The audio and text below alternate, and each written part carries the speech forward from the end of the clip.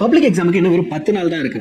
இந்த last 10 days எஃபிஷியன்ட்டா use பண்ற ஒரு ஸ்டூடெண்ட் தான் கண்டிப்பா இங்க சாம்பியனா வர முடியும். அப்ப இந்த 10 நாள்ல டூஸ் அண்ட் டோன்ட்ஸ் என்னென்ன அதை குயிக்கா ஒரு 2 நிமிஷத்துக்குள்ள பார்க்கலாம். சோ இதுல ஃபர்ஸ்ட் திங் என்னன்னா, படிச்சிட்டு இருக்கும்போதே ஃப்ரெண்ட்ஸ் கிட்ட ஃபோன் பண்ணி நீ இந்த சாப்டர் முடிச்சிட்டியா, இந்த லெசன் முடிச்சிட்டியான்னு சொல்லி உங்களோட ப்ரிப்பரேஷனை கம்பேர் பண்ணிக்காதீங்க. நீங்க எந்த ஸ்பீட்ல படிப்பீங்களோ அதே ஸ்பீட்ல ப்ரிப்பரேஷனை கண்டினியூ பண்ணுங்க. உங்களோட வீக்னஸ் என்னவோ அதை கான்சென்ட்ரேட் பண்ணி படிங்க.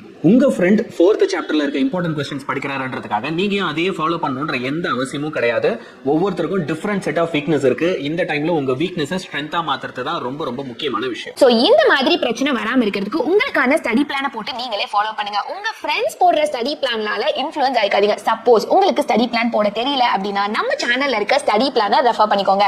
ரொம்ப டயர்டா இருக்க பார்த்து அப்பப்ப ஷார்ட் பிரேக்ஸ் எடுத்துக்கோங்க, தப்பே இல்லை. ஆனா இந்த பிரேக்ஸ் ரொம்ப ஷார்ட்டா இருக்கட்டும். அதுல உங்களுக்கு பிடிச்ச பாட்டை கேட்கறதோ இல்ல உங்களுக்கு பிடிச்ச ரிலாக்ஸான இடத்துல போய் ஒரு ரெஸ்ட் எடுத்துட்டு வரதையோ ஃபாலோ பண்ணுங்க.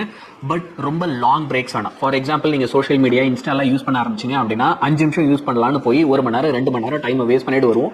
So stay away from social media as much as possible. So நீங்க ஆல்ரெடி படிச்சு வச்சிருக்க சாப்டர்ஸே மல்டிபிள் ரிவிஷன் பண்ணி அந்த கான்செப்ட்ல ஸ்ட்ராங் ஆயிக்கோங்க. அப்பதான் எக்ஸாம் பாயிண்ட் ஆஃப் வியூல நம்மளுக்கு மறக்காது. அதை விட்டுட்டு லாஸ்ட் மினிட்ல போய் படிக்காத தொடாத சாப்டர்ஸ் எடுத்து படிக்க ஸ்டார்ட் பண்ணாதீங்க. சோ இந்த ரிவிஷன்ஸை எப்படி பண்ண போறீங்க? புக் எடுத்து வச்சுட்டு ரொம்ப லாங் ஹவர்ஸ் 2 மணி நேரம் 3 மணி நேரம் புக்கே முறைச்சு பார்க்க போறீங்களா? கிடையாது. படிக்கும் போதே கூட ஒரு நோட் புக் வச்சு அதில் ஷார்ட் நோட்ஸ் எடுத்துகிட்டே வரணும். இந்த ஷார்ட் நோட்ஸ் நம்ம திரும்ப ரிவைஸ் பண்ணுறதுக்கு ஹெல்ப் பண்ணுற மாதிரி கொஞ்சம் கிளியராகவும் எழுதணும். இப்படி நீங்கள் ப்ரிப்பேர் பண்ணும்போது உங்களுக்கு அது ரொம்பவே ஈஸியராகவும் இருக்கும். லாஸ்ட் மினிட்ல ஹோல் புக்கை புரட்டி படிக்கிறதுக்கு நமக்கு டைம் இருக்காது இல்லையா? ஸோ அதனால இந்த ஃபார்முலா ஷீட் இல்லை மினி மெட்டீரியல் வச்சு படிக்க ஸ்டார்ட் பண்ணுங்க. சப்போஸ் உங்ககிட்ட ஃபார்முலா ஷீட் இந்த மாதிரிலாம் இல்லை அப்படின்னா நம்ம சேனல்ல இருக்க ஃபார்முலா ஷீட் PDF ரெஃபர் பண்ணி அதை டவுன்லோட் பண்ணி வச்சுக்கோங்க. இருக்கிறது வெறும் 10 நாள். இந்த 10 நாள்ல நான் நாளைக்கு படிக்க ஆரம்பிக்கிறேன், சாயந்தரம் 6 மணிக்கு மேலே படிக்க ஆரம்பிக்கிறேன், தயவு செஞ்சு எதையுமே தள்ளிப்படாதீங்க. எதுவா இருந்தாலும் இப்பவே உடனே ஆரம்பிங்க. நீங்க ப்ரோக்ராஸ்டினேஷனை கம்ப்ளீட்டா அவாய்ட் பண்ணணும். நிறைய நேரத்துல கையில புக் வச்சுக்கிட்டு நம்ம வேற எதையோ யோசிச்சுட்டு இருப்போம். இதை அவாய்ட் பண்ணணும். எப்படி இதை அவாய்ட் பண்றது?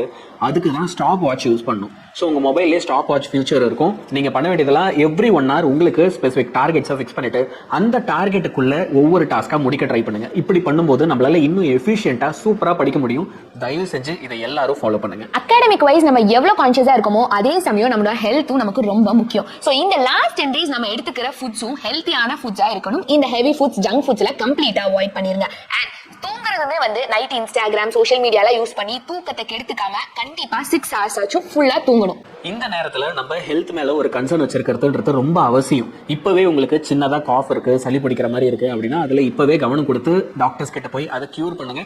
எனக்கு ஒன்றும் இல்லை, நான் நல்லா தான் இருக்கேன் அப்படின்னு சொல்லி இதை போஸ்ட்பான் பண்ணி எக்ஸாம் அன்னைக்கு போய் பெருசா நிறைய பசங்களுடைய லைஃபை இது பாதிச்சிருக்கு. அந்த தப்பை நம்ம செய்வேணாம். ரெண்டாவது லாஸ்ட் அண்ட் ஃபைனல் ஓகே, ரொம்ப பெரிய தப்பு என்ன தெரியுமா? இந்த 10 நாள் நீங்க முழுக்க தனியா படிக்கிறது அப்படின்றது ஒரு டிசாஸ்டருக்கான ஃபிளேவர். எப்பயுமே டீச்சர்ஸோடைய ஹெல்ப் எடுத்துக்கோங்க. டீச்சர்ஸோட கைடன்ஸை கேட்டு அவங்க சொல்றதெல்லாம் ஃபாலோ பண்ணி படிங்க. அது உங்களுக்கு ரொம்பவே ஹெல்ப்ஃபுல்லா இருக்கும்.